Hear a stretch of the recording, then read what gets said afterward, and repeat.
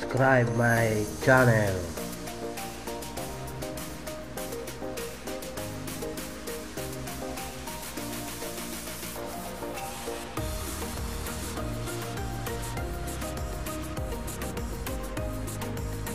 KTM to vlog. Ngayon magpapakulo tayo ngayon ng pinagugasan ng bigas, yung pangalawa.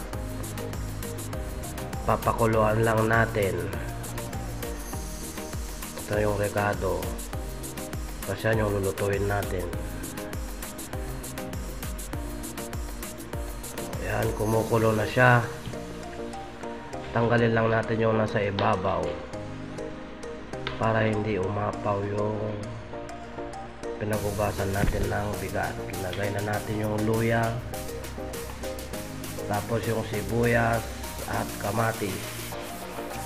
Pakuluan lang natin siya hanggang maluto.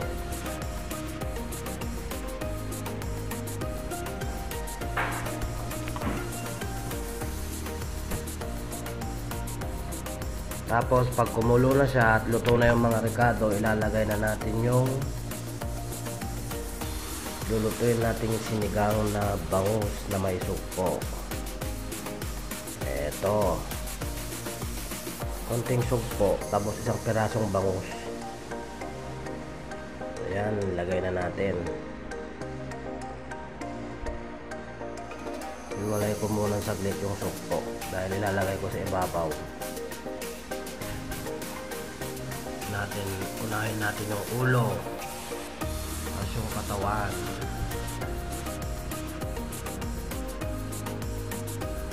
Sarap yung taba sa parteng katawan dun sa may gitna. Tsaka natin ilalagay yung sugpo sa ibabaw. Mga 12 peraso din yan ata na sugpo.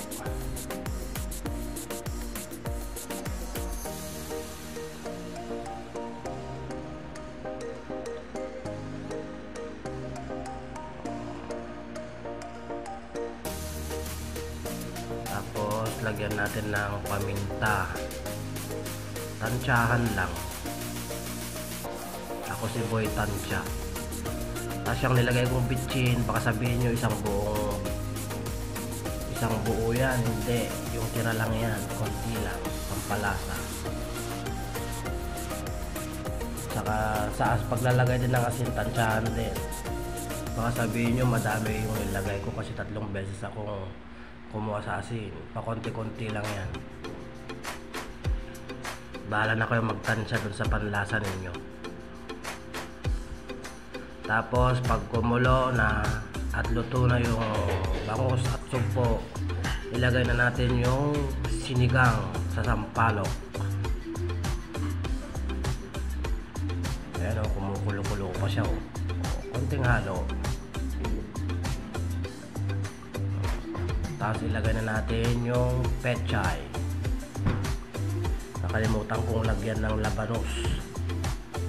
Pagalitan pa ako dyan dahil nakalimutan ko.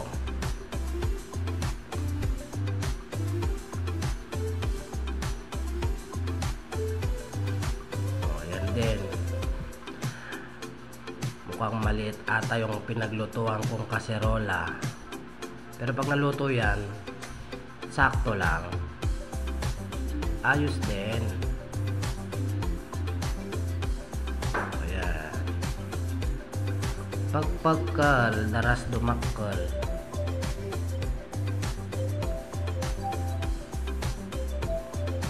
O, diba nagkasya? Ang galing.